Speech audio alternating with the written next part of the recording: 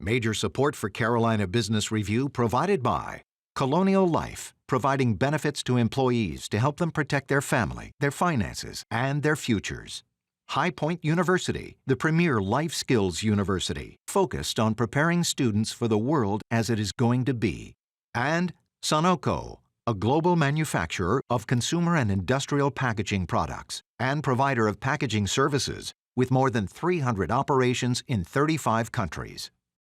Mask mandates, education, the overall economy, North and South Carolina state budgets. How does all this unfold this week? I'm Chris William, and welcome again to the widely watched and longest running program on Carolina business policy and public affairs, seen each and every week across the states here for almost 30 years. In a moment, we will start our dialogue, and then later she joins us again. That is the Secretary of Education for the Palmetto State, the Honorable Molly Spearman. And we begin now.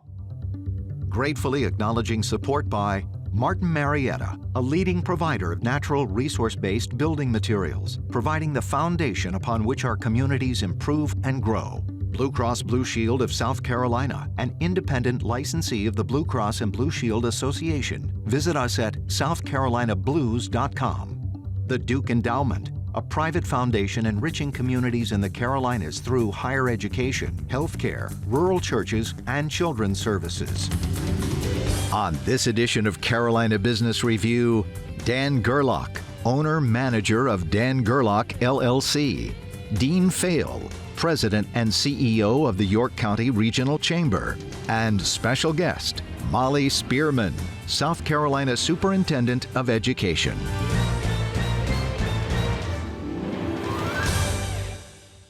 Welcome to our dialogue. Dan, Dean, good to see you both. Let's unpack this. Let's get into this. Dan, long session in North Carolina around the General Assembly. It's about money, but is it about money? There's a lot of money sloshing around in the budget. So what does it come down to now, and when are we going to see a budget?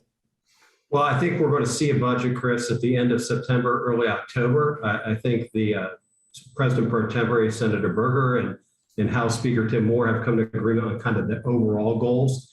They've been regularly consulting with Governor Cooper and hope to get to a three-way agreement. I think all parties agree on that. So the end of this month, maybe early next month. The issue is that there's a lot of money around, and so the Senate would prefer to give that money back to the taxpayers through meaningful tax relief and phase it in over time and replenish the state's reserves.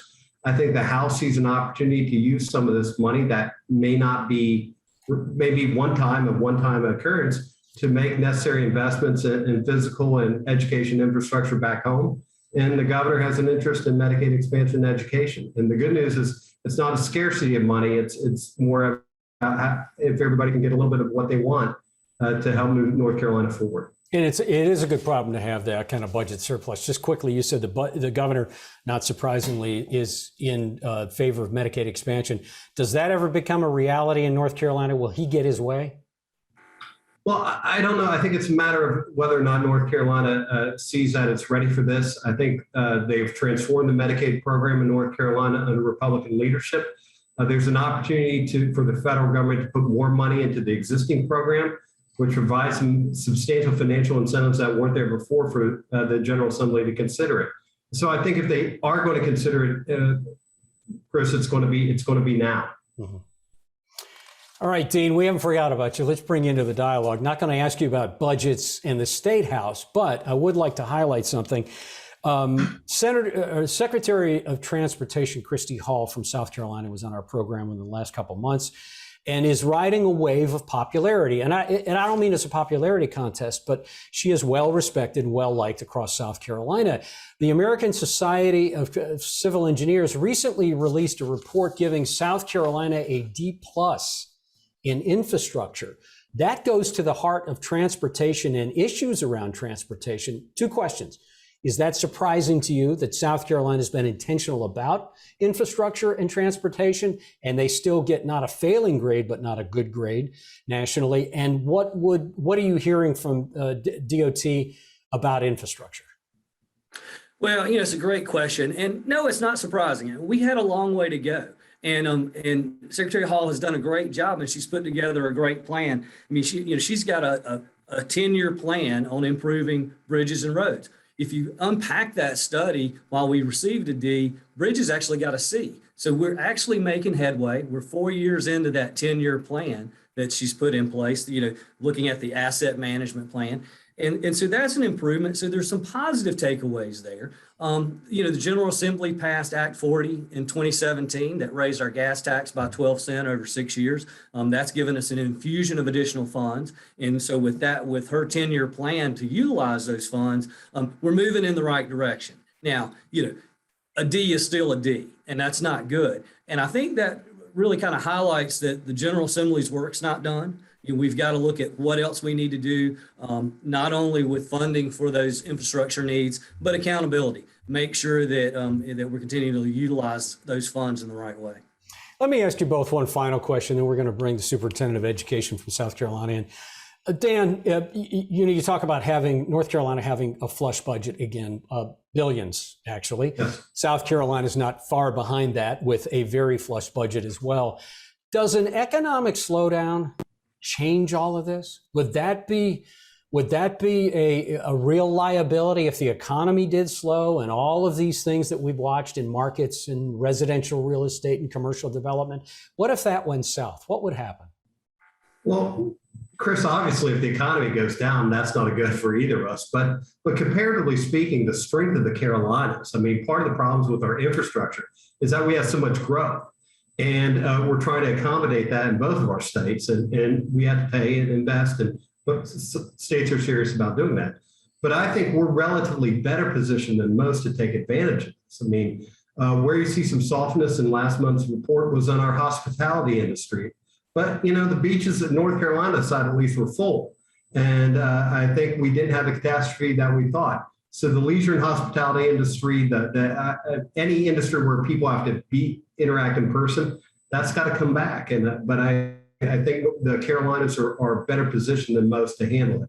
So sure, nobody wants a recession, but why yield a D on this? I think you'll be better. I absolutely agree. I think both states are poised well to handle any particular downturn. I think the other thing that's important is with our growth, and while that's been a challenge, that's helped us to kind of meet those talent shortages that a lot of other areas of the country are experiencing. So that's continued to have business continue to look to Carolinas to move here. So I don't think that we would have nearly the downturn that other areas of the country that would experience if we saw that. Gentlemen, thank you. It is hard, and she has been introduced countless times like this, so I want to be careful about overstating it or understating it, but it is hard to find someone who is more built for education than our next guest.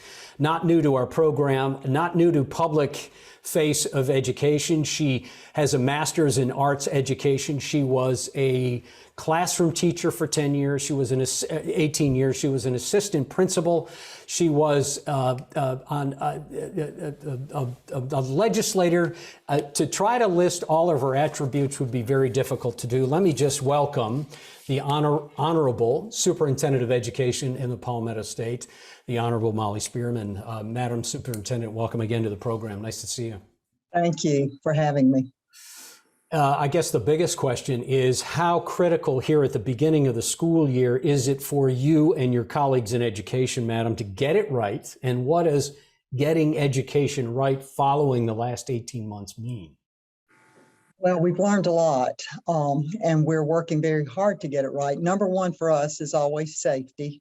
Make sure that we have a safe environment for our students, our teachers, and staff. And then to do what we always do to ensure that every child is getting the best support that they need to meet the profile of the graduate, which is that they're ready for college, career, and to be a good citizen when they graduate. So it's been tough. We thought it was going to be more normal this year, but obviously it is not. So the challenge, I would say, is even greater this year because we do have some constraints on how we're able to keep children safe at school. We're gonna unpack this a little bit more, obviously, going along, and I'm going to open it up. But what's the morale like internal, not just schools, but in DOE and on your team? Well, I met last week with our state superintendents, our district superintendents across South Carolina. I talked with teachers, principals every day, and I would just say everybody is exhausted. A young principal yesterday called me who said, and she was in Rock Hill, by the way, who said, I've had to deal with COVID more in the 17 days that we've been in school than I did the entire year last year. Nurses are feeling overwhelmed. Many of them are leaving their jobs. It's just the morale is low. It's optimistic always. Teachers are the most flexible people in the world, and they want to do a good job. They're working so hard to serve every student. But I will tell you, people are exhausted. Patience is running thin. And I've never been more concerned about the education community than I am at this time. Dan, why don't you start off? Thank you, Madam Superintendent. The federal government has come through 3 tranches of money to help the K-12 school systems throughout the country deal with this. As these school systems receive that money, what are the things that seem to get the best value for helping these children, especially those most at risk during the pandemic? What kind of advice are you giving your districts? What we have done, there have been 3 rounds of funding. The first round really went more to purchase the safety equipment, the paraphernalia, the masks, the cleaning supplies, so the technology that we needed. So that was well spent. We're monitoring it very, very closely. And for us in South Carolina, at least, most of that money has been drawn down and spent by districts.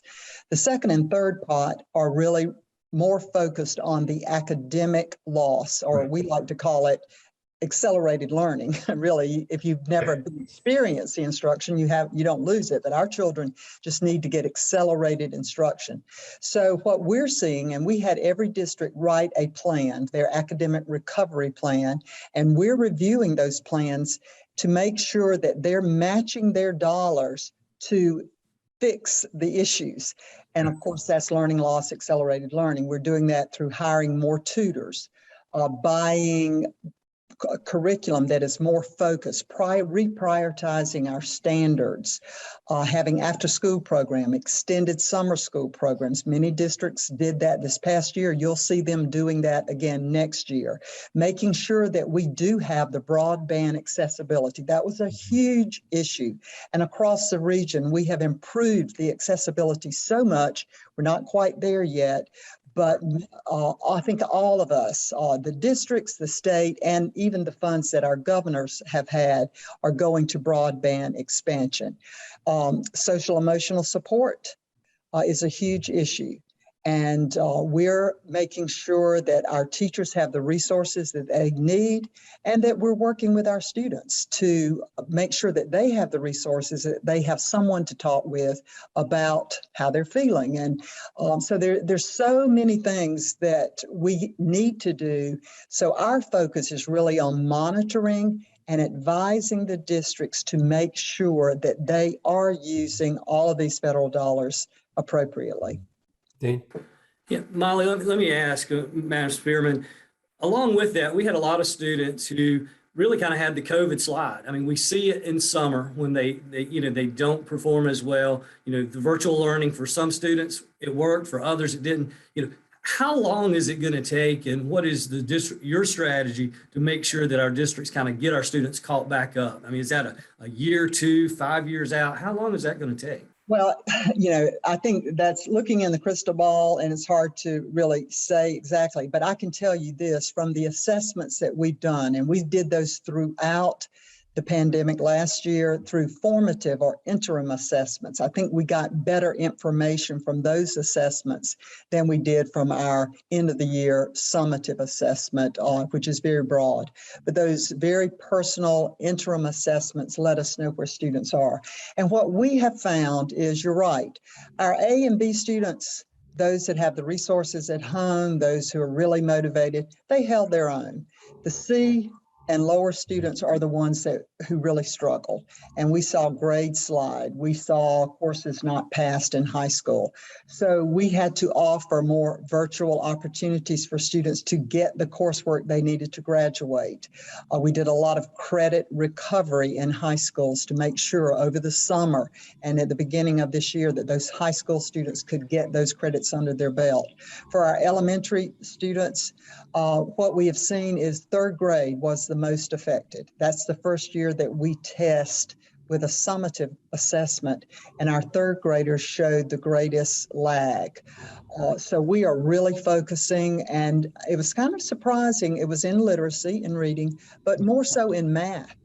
So we're having to really give math manipulatives, interventions. Most districts have hired extra people to come in and work with students in math and the struggling readers. They're doing that during the school day and then also after school. But we never imagined that we have schools now that are not able to go face to face. What we did learn, and you're absolutely right, students, majority, there may shine virtually. But generally speaking, students need to be in the classroom face-to-face with a teacher. And that's the unknown right now. We had planned that this year, our students average 3 to 4 months behind. That means many excel. Some students did better than ever. And then those struggling students who were already behind are even further behind. So I'm really concerned about those young people.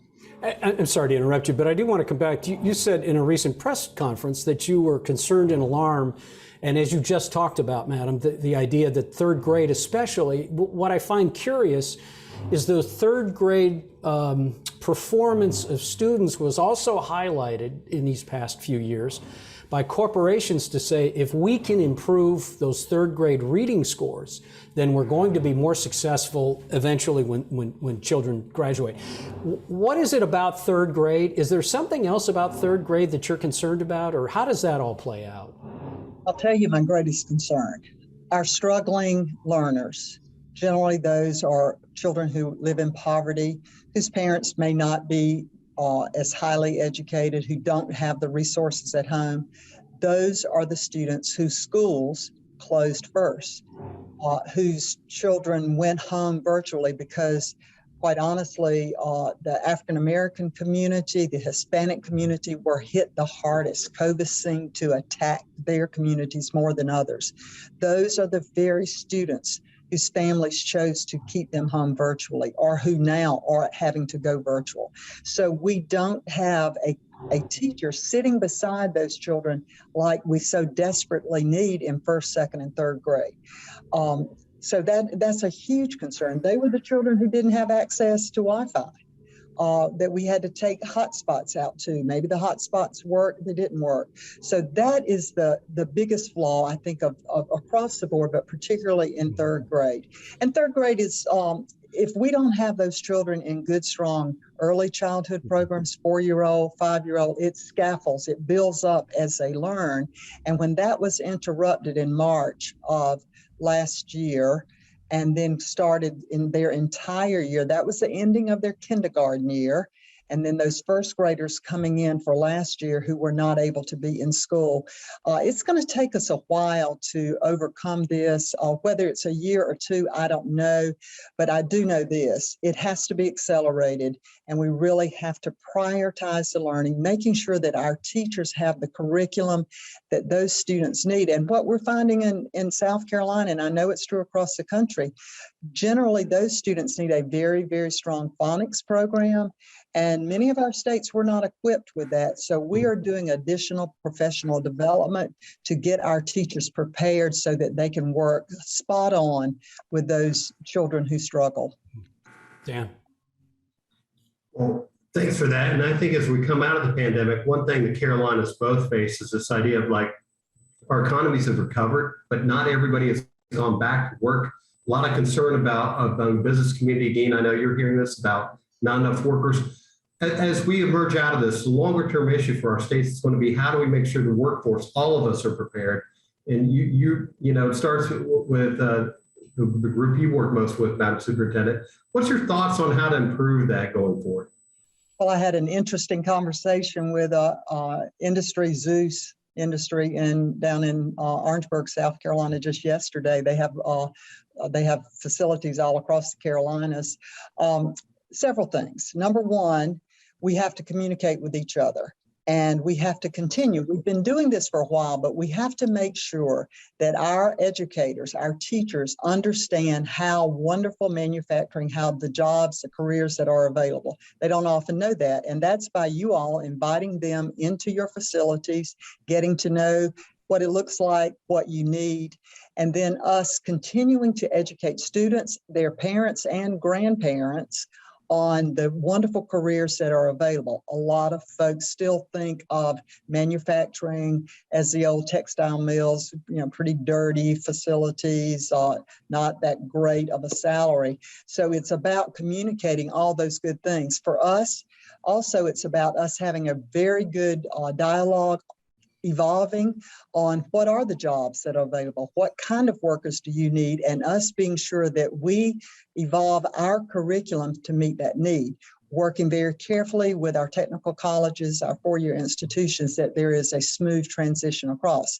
And by the way, we are using some of our federal ESSER funds, the pandemic money, to work with Department of Workforce Development in South Carolina, and also with our technical colleges, adult ed, helping adults make sure that they've got their GED, high school diploma, and that they continue that by simultaneously working on a credential at a technical college. So there are lots of things that we do. Communication and understanding each other's needs is key. Mm-hmm. Dean. Yeah, a follow-up question to that, Madam Spearman. With the South Carolina, with the IGP program, the career clusters do a great job of helping students kind of get career oriented. But do you feel like we're lacking in then making that final connection to our local businesses? I mean, they're picking a career cluster, but not necessarily identifying those jobs that are local or regional that those students might can attain. Do you have any strategies that you're looking at that might help us connect those dots better? Well, absolutely. A couple of things, and I always share this because, I live in Saluda County, which is a very rural area. We don't have a lot of industry located right in our county. So our citizens drive 30 to 50 miles for employment. So the first thing I say to any business folks is, don't think about just your local high school or your local school district. Broaden your communications out to probably a 50-mile radius and work with all of those school districts to communicate what you need, inviting the students in to take a tour, inviting teachers, parents in, because your employees don't just live 10 miles away. They will need to drive. And those folks, there's some great potential with young people out in those areas. So broaden your communication area that you work with, that you support. Those schools need support too, and sometimes they don't have any industry to support them, so they will be very happy to communicate with you. And again, just a clear understanding. I think we need to do more public service announcements. We need to do more videos, more brochures, information for young people to know what's available.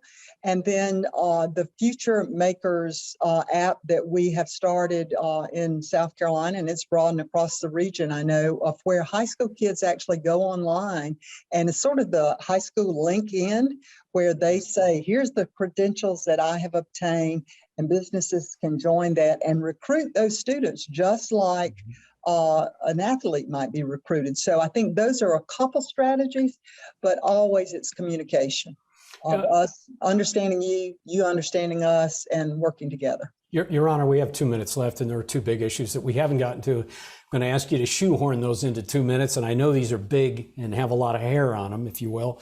One is the battle for masks to wear or not doesn't seem to be abating, and the second one is teacher pay and retention. But I want to start with the masks thing, and that is the General Assembly in South Carolina has compelled by law a ban on masks in schools. How distracting is that? How much does that work against policy? And then the second part is teacher pay and retention. What would you do about that? Well, unfortunately, the little cloth mask or paper mask has become way, way too political. And I have been very vocal in saying that I believe that it should be handled on the local level. The courts will decide that very soon, I think. But we've got to do everything to keep our children safe. And to be quite honest, there's 6 mitigation tools. We're using all of them now except one. And I'm very concerned that we need to do all of those things. So I'm watching to see how the courts are going to rule, working with the legislators to ask them to please rescind that order and allow schools to do what they need to do. And asking families, let's calm down. Let's calm down. It's gotten way too tense. And let's just agree that we're going to do everything we can. It may be temporary. Let's try it give us the opportunity to try it till December or whatever, but we are not doing everything that we possibly can do. And I would like to see us have that tool in our tool basket. As for teacher pay, and you have less absolutely. than Teacher pay, we did a $1,000 bonus this year. That's still not enough. We are at the southeastern average in South Carolina, that North Carolina also. We need to continue with everything we can do. Salaries have to increase. I'm going to be asking for a salary increase in South Carolina. I'm sure that will happen in the North Carolina General Assembly as well. It's getting harder and harder to recruit people, and all of this tension around safety is making it harder to recruit and retain teachers as well. So we all need to calm down and focus together and work together to make it a safe environment and support our teachers. Your Honor, thank you again. Thanks for your leadership. Thanks for being a guest on our program. I know you'll stay safe, and I know your team will as well. So best of luck going forward, and good to see you again. Thank you. Dan, nice to see you. Thanks for joining us. Dean, welcome to the program. Until next week, I'm Chris William. We hope your weekend is good. Good night.